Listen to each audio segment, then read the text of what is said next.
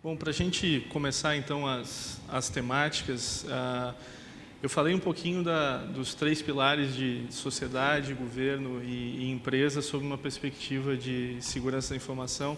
E a gente costuma dizer que hoje os ataques virtuais eles têm consequências reais, né? A gente não consegue mais descolar o online do offline, a gente vive uma transformação digital onde cada vez mais as coisas estão sendo armazenadas, manipuladas, gerenciadas de forma eletrônica. A gente teve um último grande caso de exposição, que foi agora recentemente em maio com o WannaCry, que a mídia veiculou de uma forma monstruosa a escala do ataque, etc., que atingiu no primeiro final de semana mais de 300 mil dispositivos no mundo inteiro, etc. e tal.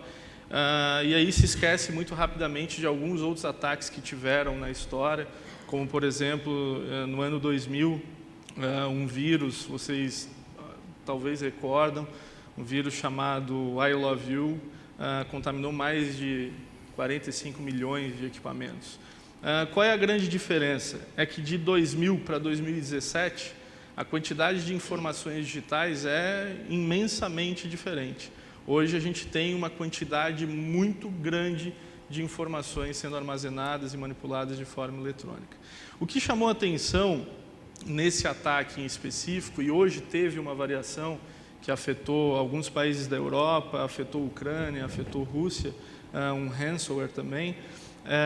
O que chama a atenção nesse caso do WannaCry não é a sofisticação do ataque, porque ele não tem absolutamente nada de sofisticado. Mas o que chama a atenção é o que está por trás do ataque, que aí a gente entra nessa pergunta, que é o seguinte. Basicamente, o que se tem de notícia é que foi um vazamento dentro da NSA, feito por um grupo, e que a partir desse momento o ataque vazou e então foram criados os recursos para poder, o que foi por fim a questão do WannaCry. Aí a gente entra num ponto que é interessante. Bom, vamos lá. É do interesse do governo a segurança da informação, é interesse da sociedade, é interesse das empresas. A gente precisa conectar todos esses pontos. Existe uma pesquisa que diz que 1 a cada 5 ataques são produzidos e criados por governos, por nações. E a gente sabe que tantos outros são criados dentro de ambientes corporativos, né? Então, a gente vê esse mundo de IoT, a gente vai ter um tema sobre isso também, onde vai ter cada vez mais bilhões e bilhões de dispositivos conectados, de coisas gerando informação, conectividade. Isso faz com que a gente aumente muito a potencialidade de ataques e etc. Então, vamos lá. Se a gente tem estatísticas que mostram que governos, e esse é um caso recente, têm interesses de não divulgar determinadas informações ou conhecimentos de vulnerabilidades, porque ele pode se aproveitar disso para obter informações privilegiadas, se empresas fazem a mesma coisa, como que a gente consegue conectar todas essas partes numa iniciativa conjunta para a gente começar realmente a falar numa estratégia convergente de segurança da informação? E aí eu direciono pontualmente para que vocês, de forma espontânea, compartilhem suas opiniões. Como que a gente está preparado para usufruir de todos esses benefícios da transformação digital? Como que a gente vai surfar essa onda de maneira segura? Porque cada vez mais vão ter informações, dados, dispositivos, etc. Como que a gente conecta esses 3 pilares numa estratégia coordenada? E aí o governo federal tem algumas iniciativas, mas muito incipientes ainda, associadas ao Ministério da Ciência e Tecnologia. Me falem um pouquinho como que vocês imaginam um futuro conectado entre essas partes, entre essas esferas, falando de segurança da informação. Como que a gente pode usar cada vez mais sem se preocupar tanto com segurança? O ponto é, né? ainda existe onda? Né? Porque a gente tinha, Rodrigo acompanha, a gente tinha as ondas, né? Que a gente sabia que as ondas iam ter tempo de maturidade, não sei o quê. Hoje é tudo exponencial. O Bruno acabou de falar de uma exponenciação que vive a empresa que eles criaram como cofundador. Você leu 8 anos, Bruno, talvez? 6 anos. Então, é assim, vai existir uma onda em que a gente possa fazer um conjunto de observações, um conjunto de anamnese para uma tomada de decisão? Não sei. Eu não sei se a gente vai ter tempo de se estruturar, de estar tão estruturado a ponto de combater um cyberataque, um cyberguerra, né? Isso tudo já são pautas que tem que estar na agenda de um CIO, né? Então, você, com 12 mil invasões por dia, interna, como é que você vai proteger? O cara trazendo, a expectativa é que cada um de nós carregue até 2020, né? Que é a próxima onda do IoT, que cada um de nós carregue 3.4 device consigo. Né? Eu estou com 2 aqui, 3. Né? Isso tudo aqui é ponto de vulnerabilidade, porque eu tenho um sistema que é wireless e alguém pode estar capturando aqui. Então, essa preocupação, ela é premente, eu acho que tem que ser pauta, e é pauta numa empresa como o CIASC, é pauta diária de preocupação, como é que a gente vai proteger. E aí eu já coloco uma pergunta, vocês estão mais voltados a cliente final, né? O meu é um cliente que intermedia uma ação de governo. Como é que você vai falar com esse cara com segurança? Ou esse cara já não tem, ou esses caras já não têm mais segurança. Quando você entra para fazer uma pesquisa, a RD captura a minha intenção, através de analytics, através de sentimentos, através da inteligência, e aí é uma discussão também que tem que trazer, existe inteligência dentro do que chama inteligência artificial? Isso é uma inteligência ou isso é uma conexão de informações que você já deu o consentimento? Porque quando você vai baixar um software, um aplicativo, você já diz eu aceito, mas a gente não lê o que você está aceitando. E aí você vai procurar uma viagem, daqui a pouco, de forma torrencial, vem ofertas de hotel. Pô, isso é magia? Não, isso é captura de dados.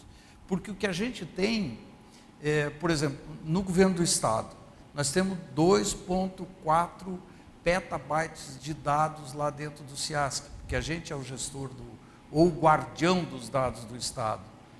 Mas é só dado. É de uma burrice absurda eu estar guardando dado. Eu estar enchendo meus storage de dados. Se eu não tratá-los, é burro guardá-los. Não sei se...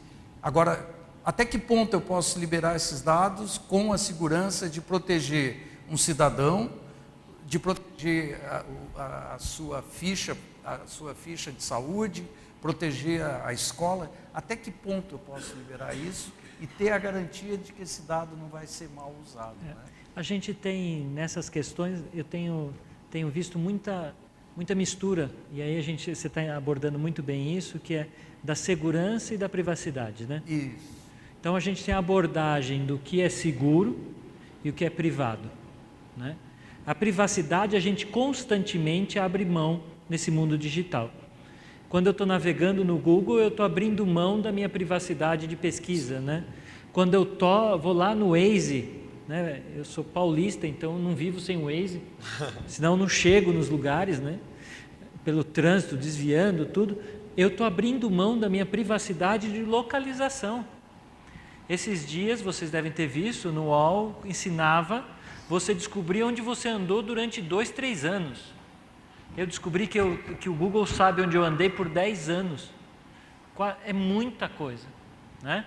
Então, a gente tem a privacidade, então nesse mundo digital está abrindo mão da privacidade e uma preocupação de segurança.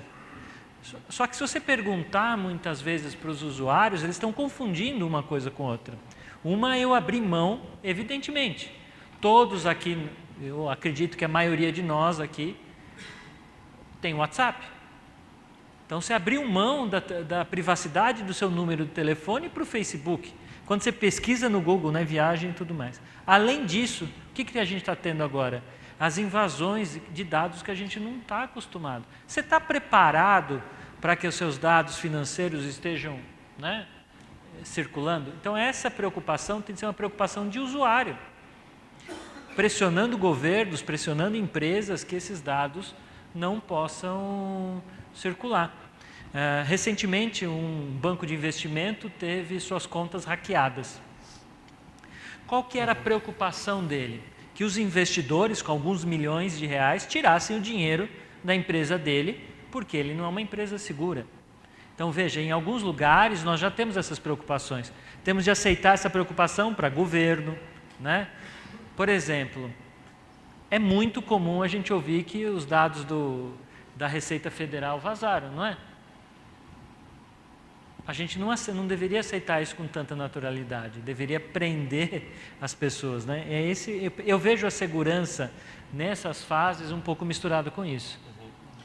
O comentário que eu ia fazer aqui era referente à empresa. A gente normalmente, né, só está preocupado quando acontece algo, né? Mas com segurança tu nunca sabe quando vai acontecer. Então pode acontecer amanhã, daqui a um mês. Então, acho que o ponto é parar de tratar a segurança como algo que tu vai priorizar na empresa do ponto de vista, né? Pensa lá para quem é desenvolvimento, né? Tem um backlog, vou priorizar a segurança. Acho que tem que ser uma pauta constante na empresa. Então, tu tem que pensar numa estrutura que tenham pessoas full time pensando nisso, né? Atingir algum grau de maturidade e continuar evoluindo isso, né, na medida que a empresa cresce. Senão você vai fazer igual a gente em casa faz, só põe grade na janela depois que é assaltado. Exatamente. Né? A segurança da informação tem que ser um pouco diferente. Eu tenho de estar preparado, eu tenho de estar antes do assalto, depois minha informação está vulnerável, né? E complementando meu ponto, né, então a gente pensa muito nessas questões, talvez quem é da área de software, do software, né, de não ser atacado, etc. Mas o grande problema que eu vejo é realmente os processos da empresa, né? Então, empresas que têm aquela planilha de senha compartilhada, né, em algum lugar da empresa tem uma planilha de senha dessa, né? Tem que, né, exterminar, e não é ir lá e tirar, tem que criar uma solução que todo mundo na empresa possa usar lá, o password management, algum lugar que não é ir lá e tirar, porque volta essas coisas, tem que criar uma solução que escale, né? Então é algum colaborador que tem acesso aos dados de um cliente sem consentimento. Então, assim, realmente, na minha leitura, tem que tratar o tópico como algo crítico dentro da empresa. E aí o Brasil está nessa onda de fintech, né? Eu acho que as fintechs têm um papel também, elas estão ajudando a desenvolver isso, porque por natureza de negócio eles já saem pensando assim. Mas o resto, todas as empresas de software, startups sendo criadas, tem que ter esse mindset já de largada, assim, na minha leitura. Talvez a gente aplicar tecnologias que facilitem, né, a segurança, vai ajudar isso no futuro, né? Por exemplo, na Flex a gente está testando soluções onde a voz é sua senha, justamente para a gente não ter mais password. Legal. Porque eu tenho 20 sistemas, eu tenho algumas operações que tem 10 ou 15 sistemas, tenho 10 ou 15 senhas. Você acha que alguém decora? Você decoraria 15 senhas? Fora a sua do banco, fora a sua... Não dá, né? Então a pessoa acaba tendo algum método para fazer isso. Ou põe todo mundo a senha igual. Aqui também não ajuda, mas você tem sempre algum método. Então, acho que a tecnologia vem ajudar se a gente aplicá-la para simplificar, né? Muitos aplicativos das fintechs estão usando a selfie como senha. Vocês já usaram a selfie como senha do banco? Alguém já fez isso? Mas tem 2 ou 3 bancos já fazendo isso.